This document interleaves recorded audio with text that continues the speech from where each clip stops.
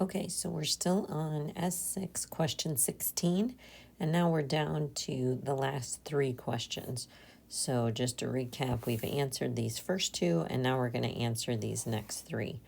So I wrote them down here, and I recopied my picture, so then I could have a fresh start here. So how many boxes weigh less than 23.188? Well, I'm going to draw a new line, 23.188. That's way down here, okay? And way less would be on this side, and way more would be on the other side. So I'm expecting this to be a fairly small number of boxes. So the first thing I have to do is calculate that z-score, 23.188 minus 24 divided by 0.28. Now notice that my z-score is going to end up negative because this value is less than my mean. So don't be surprised by that. So I'll go to my calculator again to calculate these things. So 23.188 minus 24 divided by 0.28. And I get negative 2.9. That's a really low z-score. Remember, 99.7% of our data falls within 3 standard deviations. So this is right on the edge here, okay? So I need to go to my z table.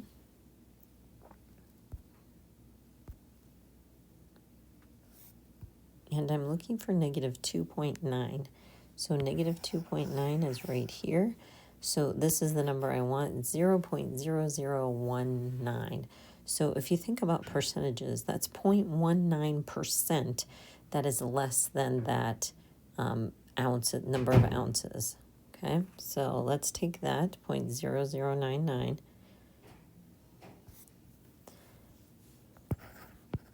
0.0019. So that's on the table. The area to the left is 0.0019. So I'm going to take that and I'm going to multiply it again by that 880,000 boxes. Okay, so go back to Desmos. I'm going to take that 0.0019 times 880,000, and I get 1,672 boxes.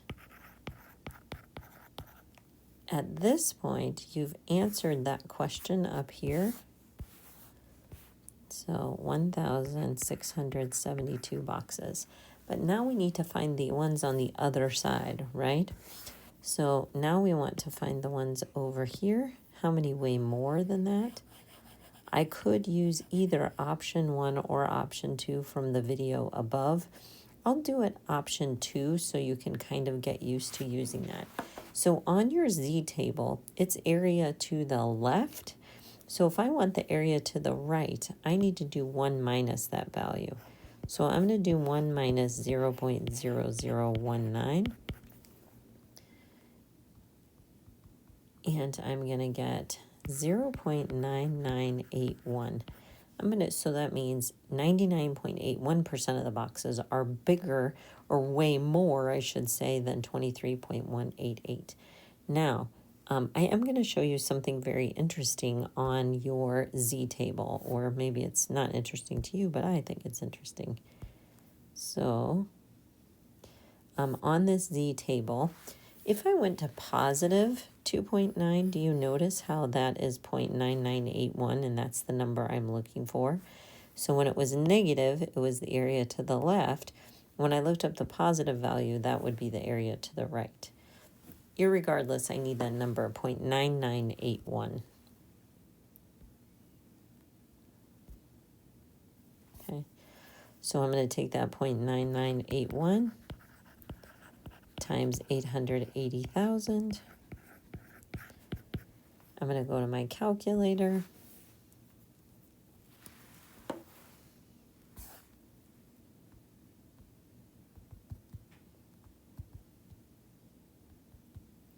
And I get 878,328 boxes. And that's what my answer would be to that fourth one. 178,328 boxes. Now, here's the real gotcha, is we need to find the weight between these two. They did it on this problem because you've done all this work so far, so you have some of these answers already. So remember when we did 23.188 and 24.182, we got those areas to the left. And so I'm going to show you one more picture. Do this.